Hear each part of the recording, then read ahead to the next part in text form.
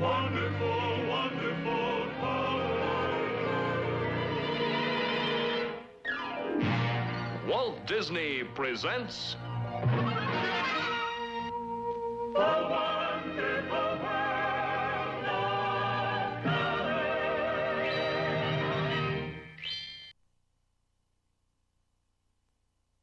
we bring you One Day at Teton Marsh.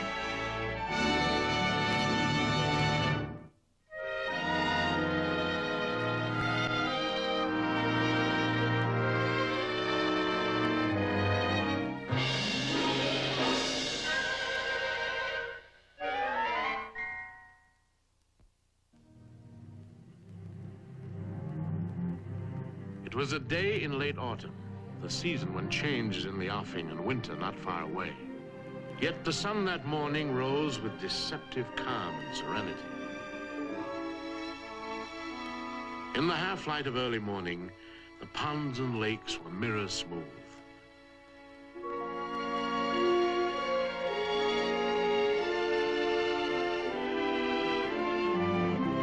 The towering peaks of the Grand Teton Range were gradually revealed in all their grandeur. Down below, the valley known as Jackson Hole was peaceful, and the marsh around the Beaver Pond was serene.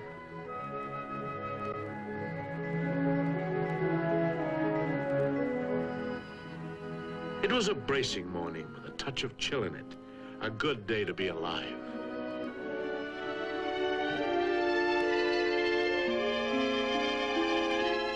One of the first to stir was the osprey, whose perch in the topmost branches of the old cottonwood now caught the early light. The bird blinked in the morning's brightness and took a moment to come fully awake. But once alert, it surveyed its surroundings with a sharp and searching attention.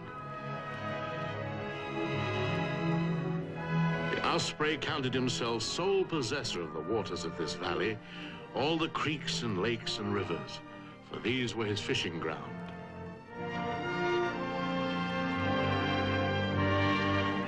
Each morning, regular as the sun itself, it was his habit to patrol his domain, seeking his breakfast.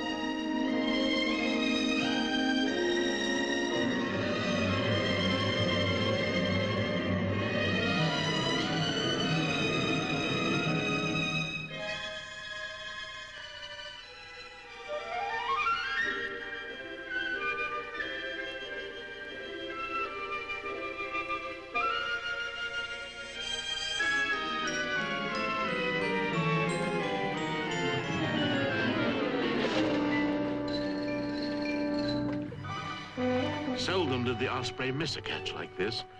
Generally, his talons found their mark unerringly, and that was what made the incident unusual. But this, it so happened, was only the first of a series of uncommon events that would make this a day to remember. All the bird's anger and chagrin, it seemed, was not to change that.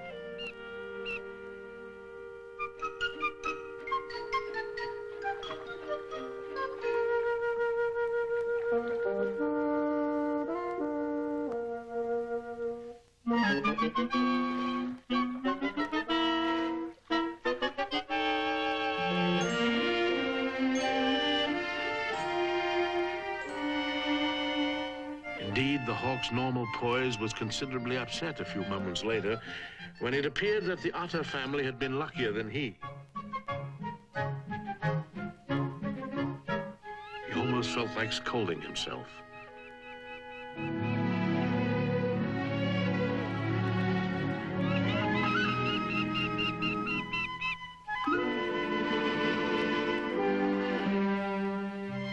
For the otters, it was a day to rejoice in. But then for an otter, every day is a good day, since he is probably the happiest and hungriest creature alive. Always ravenous, full of spirits, high-strung, and quick to indulge in play.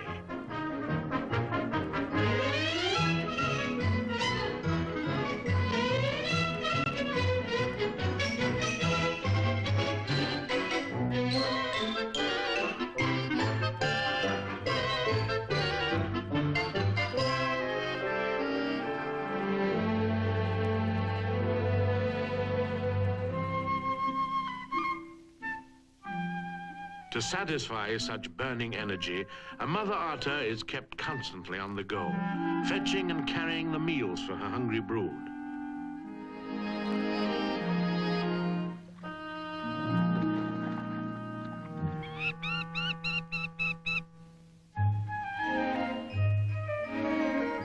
It just happened on this particular morning that she momentarily left her prize unguarded, and thereby put temptation in the way of her neighbor.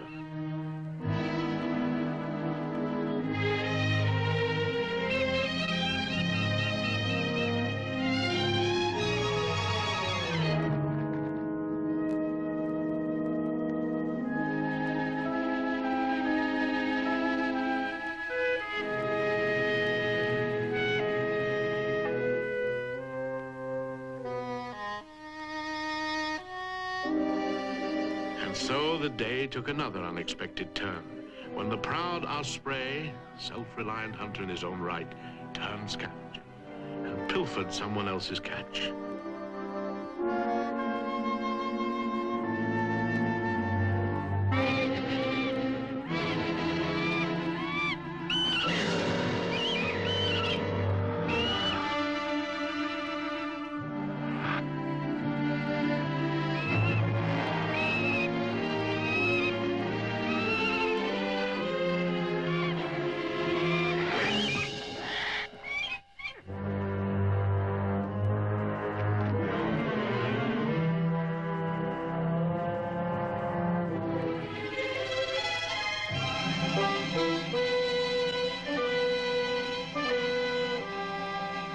Thus the day began.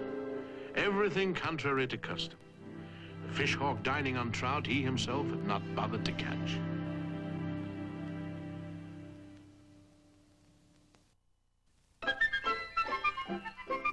Later that morning, the three young otters set out on a journey.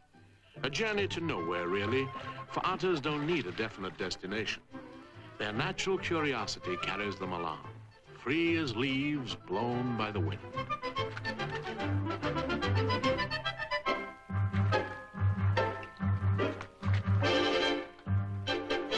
Creatures of impulse, they love to explore, especially on a crisp, clean morning with adventure in the air.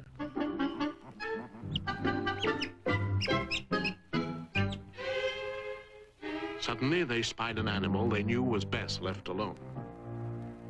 For the wolverine is not ordinarily given to pranks and gregarious companionship. To him, the daily search for food is a serious pursuit, and he practices it with a certain relentless determination.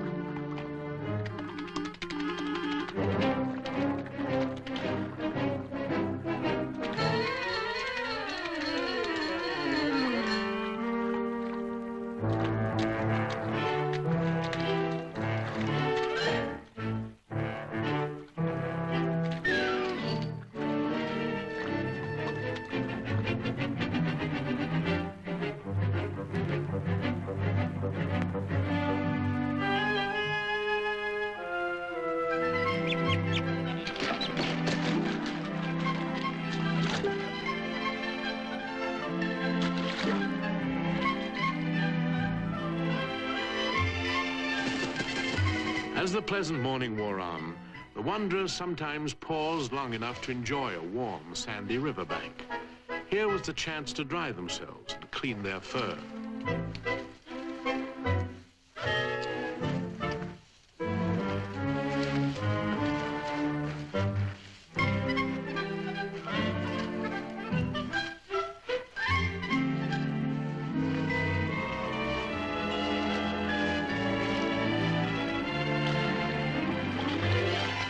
Eventually, they reached the winding Snake River, and without a moment's hesitation, launched themselves in its swift currents.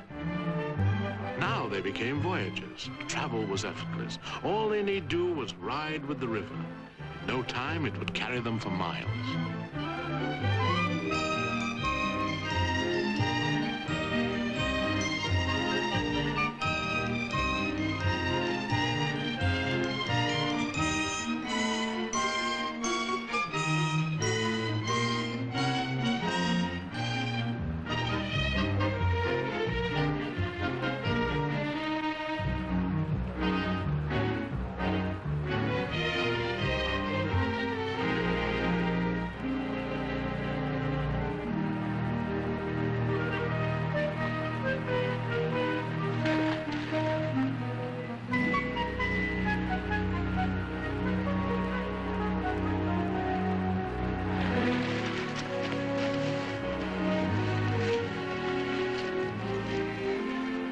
On this day of fateful happenings, an event was about to occur that would seriously threaten the young otters.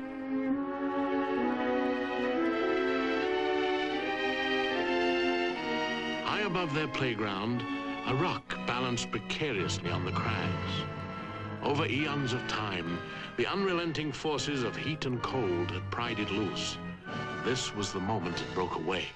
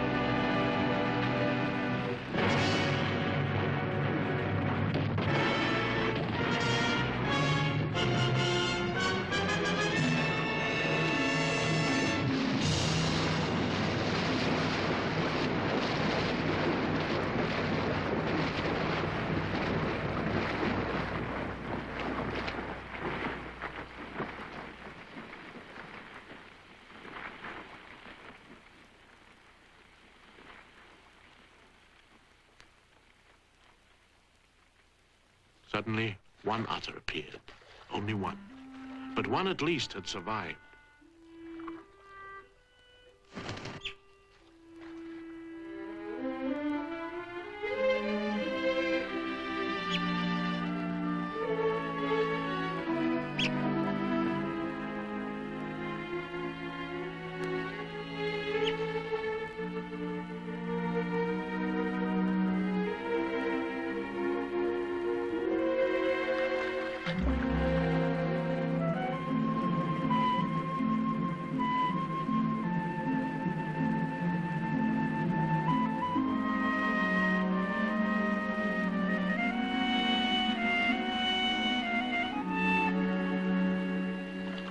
Farther along the bank, he continued the hunt, half hoping his companions might turn up.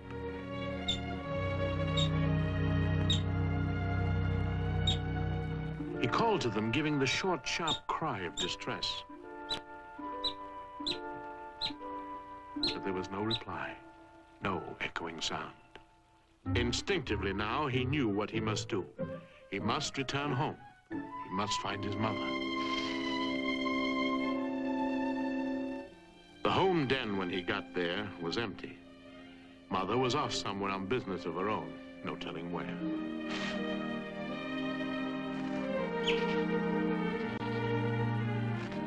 The warm scent of his fellows still lingered, but already it was growing fainter. And it only served to emphasize the overwhelming sense of emptiness within him.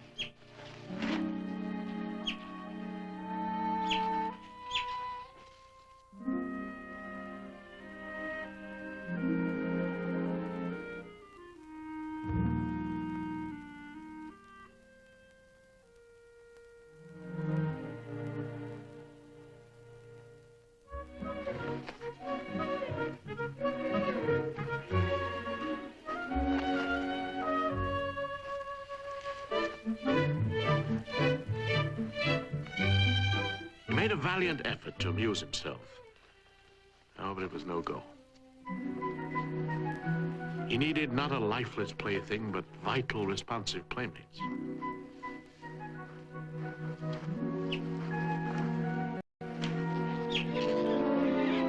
The danger now was not starvation, it was loneliness. In an animal as sensitively attuned as the otter, loneliness can destroy even the will to live. And so this forlorn little orphan went forth seeking company. Company of most any kind.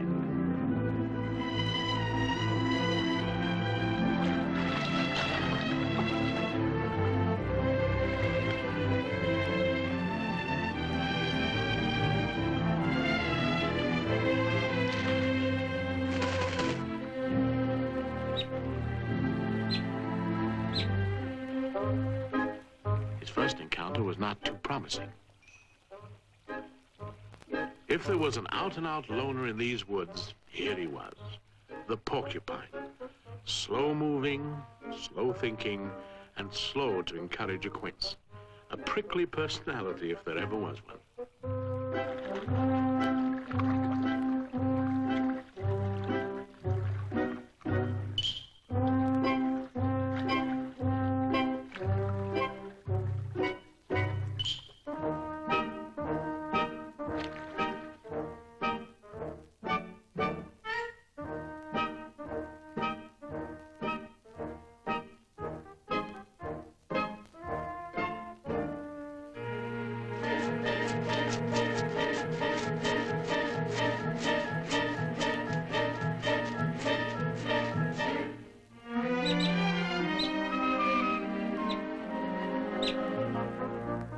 It seemed that a lonely otter needing friends would have to find them elsewhere.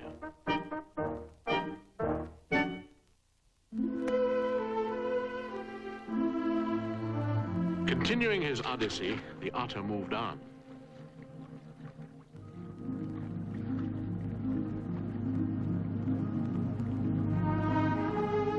The hours passed. He found himself cruising lakes that were new and strange to him. Ordinarily, he was much at home in the water, but today, this was not home in the way he most needed.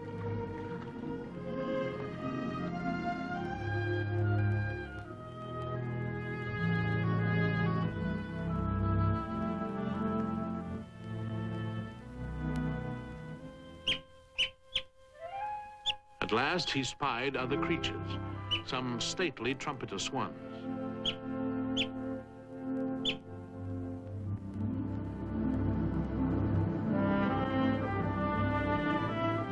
Eagerly, the otter came closer. His overtures well meant and completely friendly. But his forwardness was not so interpreted.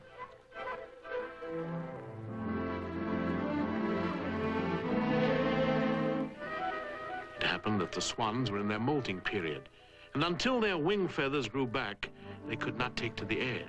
Thus, they were extremely skittish and mistrustful of all strangers.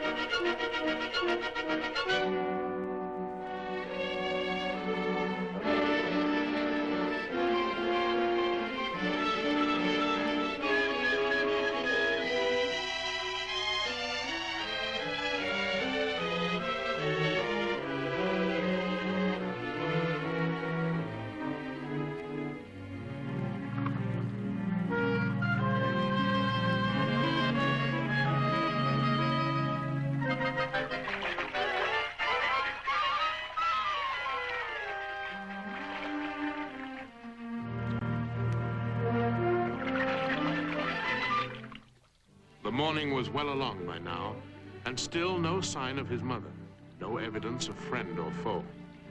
It was as though all others of his kind had vanished, leaving no footprint on these shores.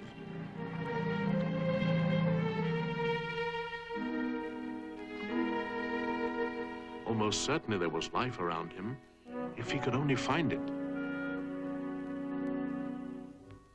There was beauty, too.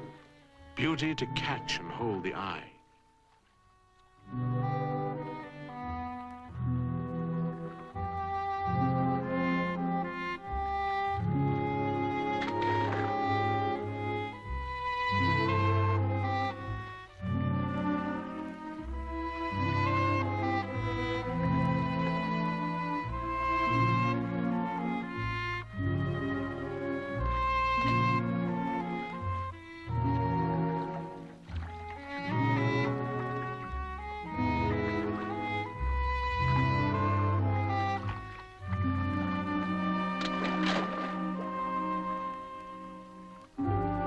The more he watched these antics, the more they intrigued him. For the pageantry of the water birds was colorful and somewhat unpredictable.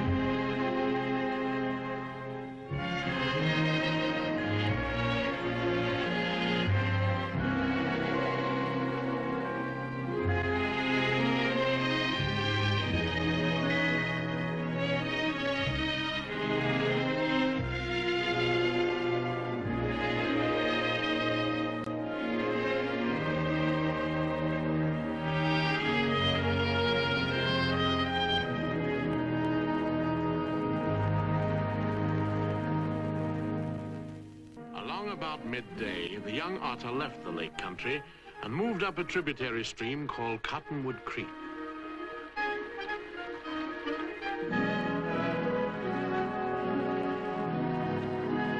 Now he was in beaver territory.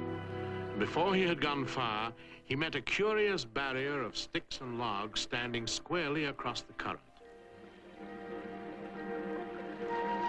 He had never seen its like before. Then he was young and inexperienced. For anyone really traveled in these parts, it would have been recognized instantly for what it was, a beaver dam.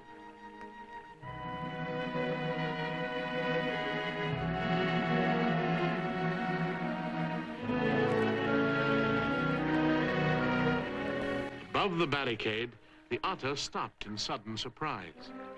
Here was a possible friend, someone rather like himself.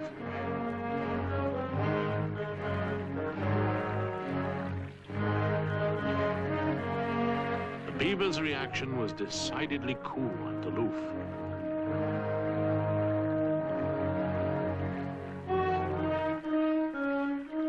For some reason, beavers don't care for otters.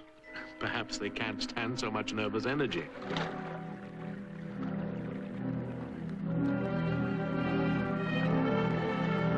He expressed his displeasure in the emphatic manner of all beavers.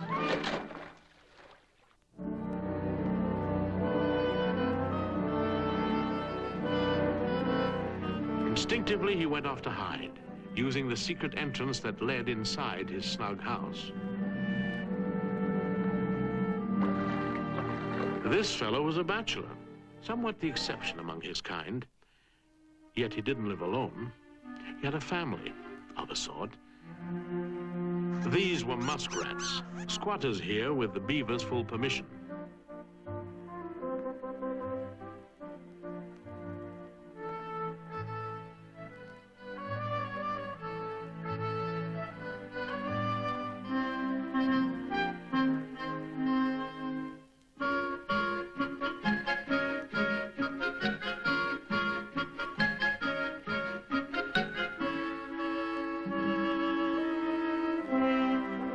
are not many animals in nature whose tolerance is as great. However, the beaver is the complete vegetarian, and so was no threat to his timid little tenants.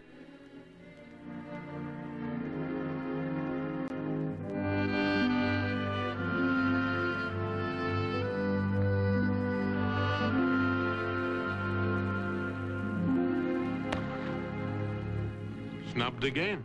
Oh well. The orphan nobody seemed to want set out to explore this watery wonderworld.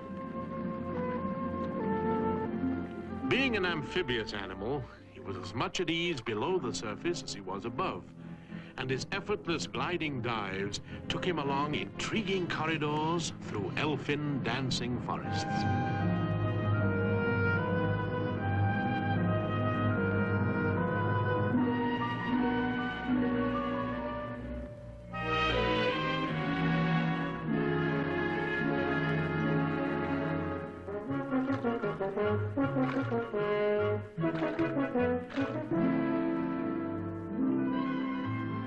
Here was magic to soothe the spirit. The otter began to feel more himself.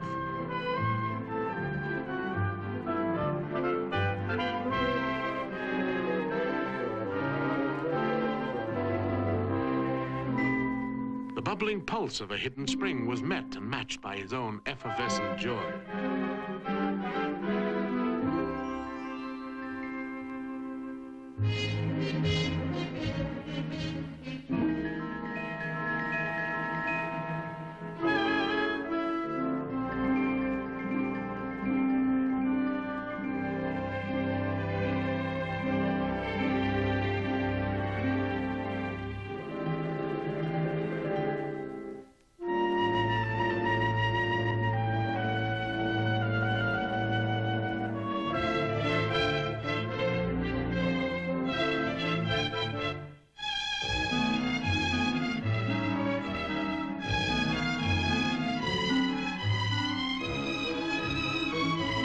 His nervous system began to respond to the excitement of the chase, for here were fish of every size and sort, the perfect answer to an otter's needs.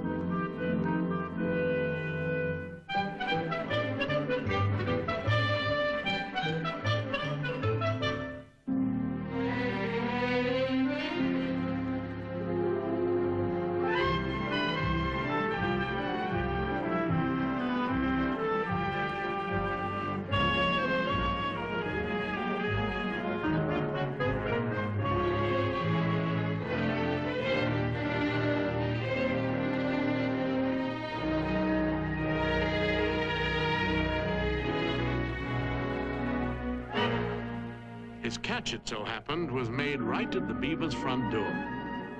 Why not pay the beaver a call?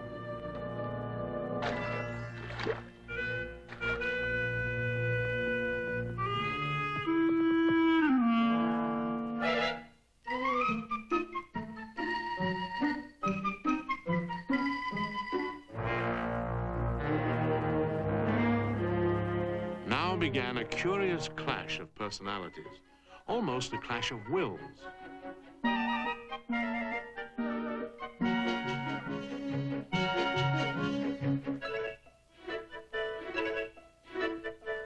The well-mannered beaver was too polite to protest, too timid to make an issue of it. Yet he found this obstreperous intruder with his smelly fish extremely offensive. What to do with a boorish guest who tracks mud all over your clean living room, throws fish bones on the carpet, and calls you names to boot?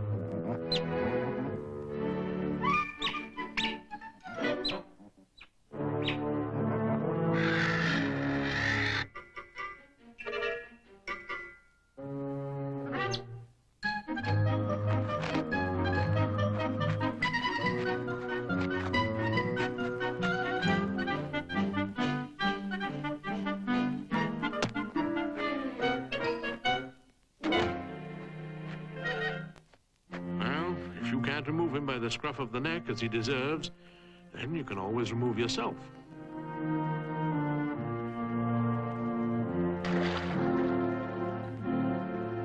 Somehow the beaver seemed to feel that if he went away from his problem, the problem in time would go away too.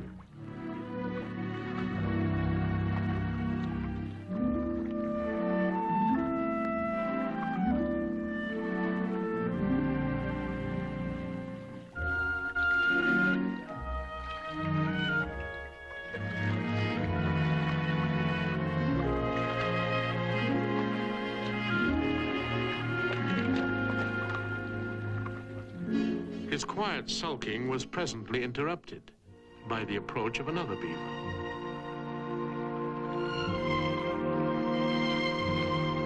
Ah, me, what a day. Intruders from every quarter.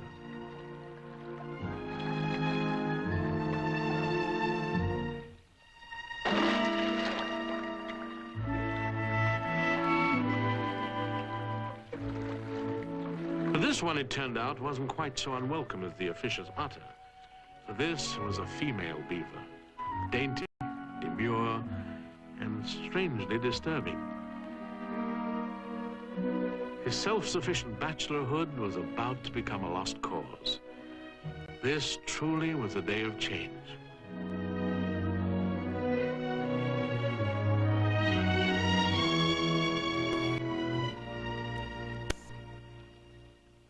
The beaver courtship is direct, matter-of-fact, and conducted without romantic frills. The two arrived at an understanding almost at once.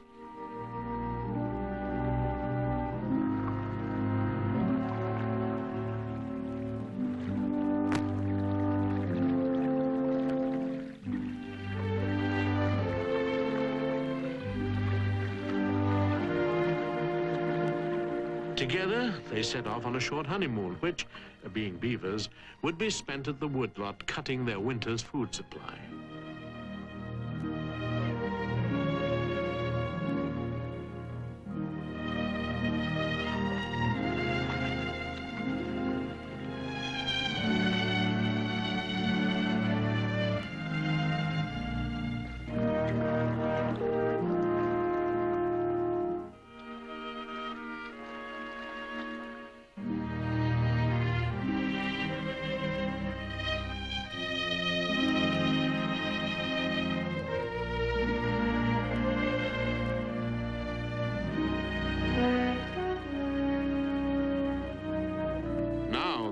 Of these woods made a disturbing discovery.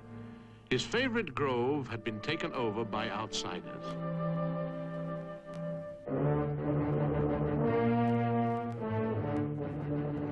The moose often came to browse on the beaver's aspen. But at this time of year, they were more than just a nuisance. They could be definitely dangerous, for it was the rutting season. In their blind rages, the great beasts often went charging through the forest, hardly looking where they were going.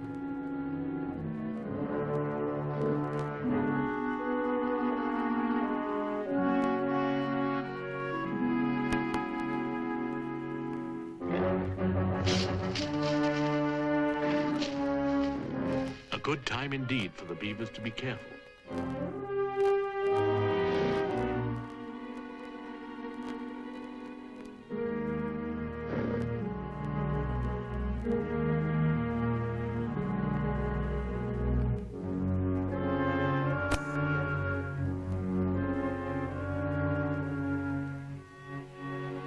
When finally the monsters took themselves off, the beavers could at last settle down to the business at hand.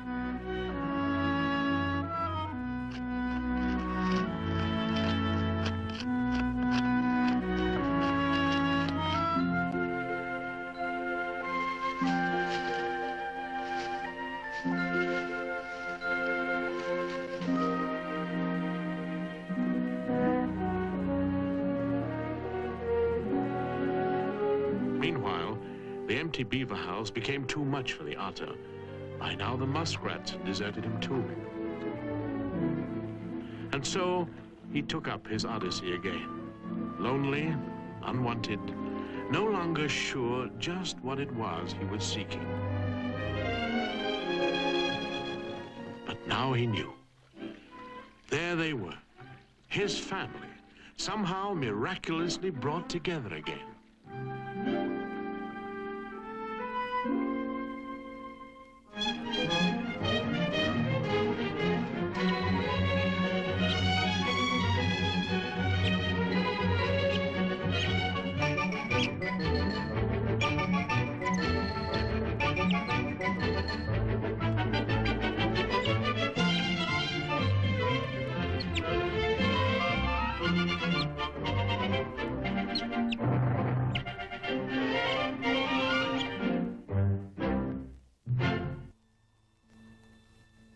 It was now late afternoon, and all day long the threatening clouds had been gathering above the peaks.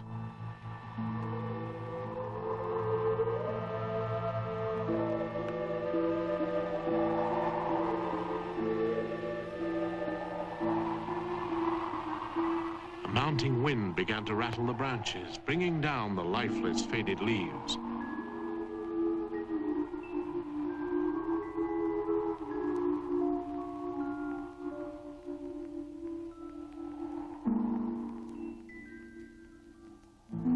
The day's mood had turned somber.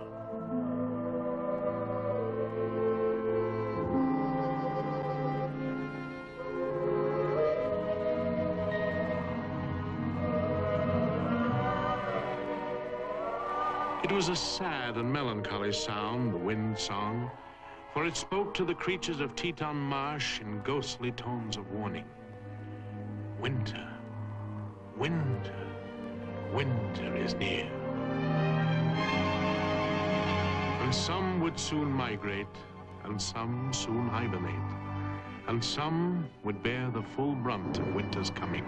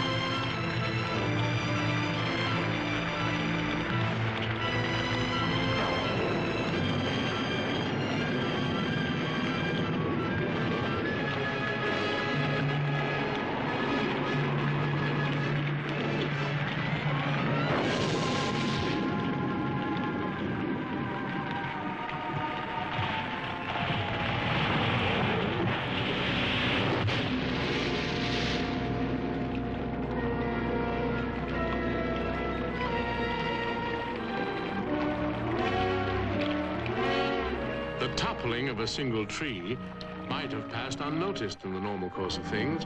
There were hundreds of dead cottonwoods in this valley, but this one happened to anchor the Beaver Dam, and its destruction meant disaster unless something were done at once. All the beavers' heritage rose to the challenge. Instinctively, they knew what they must do.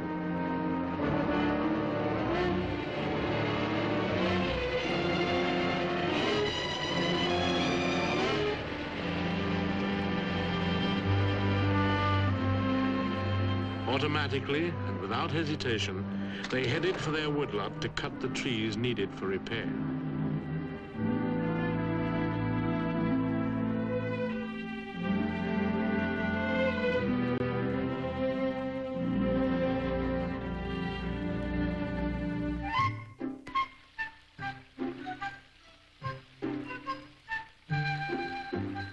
In nature, as in life, it's an ill wind that blows nobody good.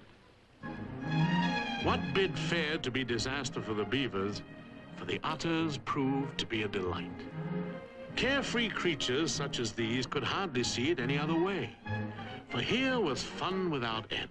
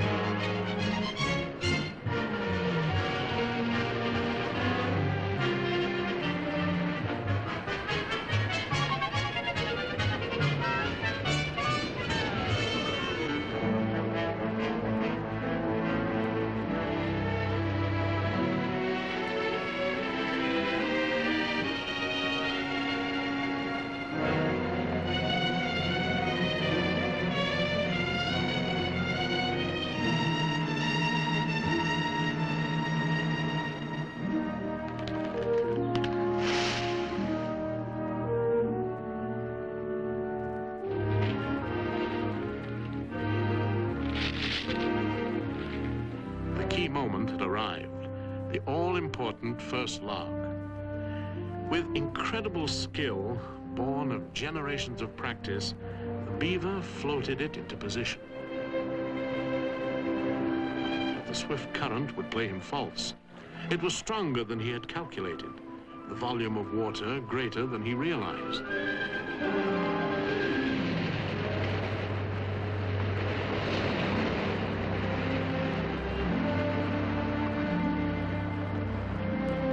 Refusing to concede defeat, the Beaver picked up his tools and his pride and went back to work. No self-sympathy for him, no crying over lost logs.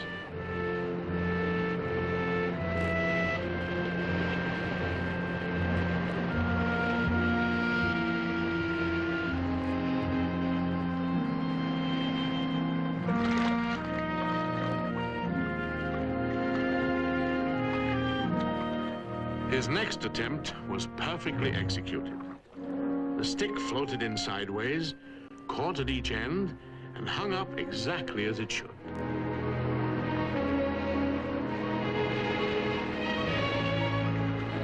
Now the work could go ahead apace. Repair had begun.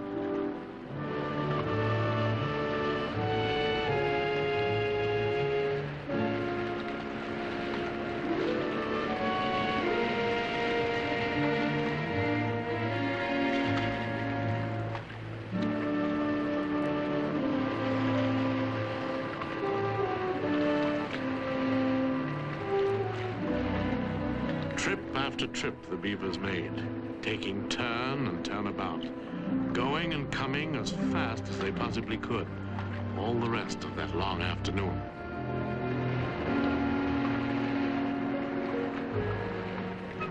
Upstream a bit, where the pond had drained shallow, the otters were beside themselves with excitement. The trout were stranded in schools.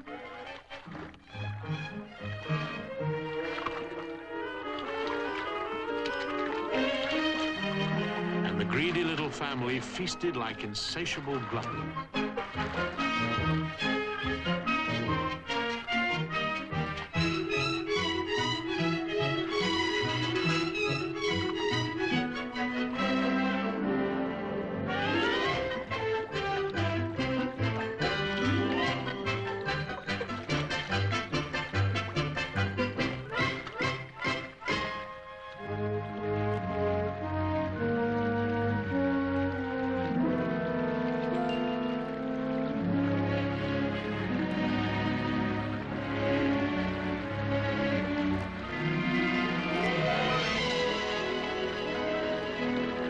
In the day's last light, the repair work was nearly finished. Another stick or two, and the dam would hold. The chinking with mud could come tomorrow. It had been touch and go for a while, and the Beavers were near exhaustion. Yet they took a moment, in spite of that, to clean and groom their fur. A Beaver hates to leave anything untidy, including even himself.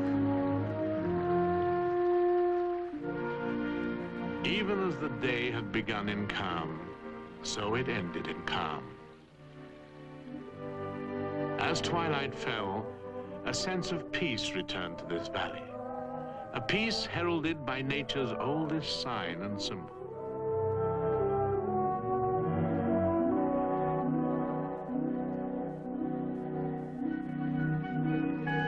The golden orb of the westering sun touched the scene with its last probing arrows of light. The mirror-smooth waters caught the jeweled rays and hurled them back in joyous glory.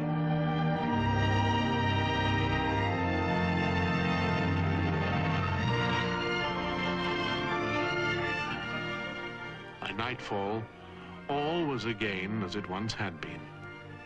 Life was once more triumphant and undefeated.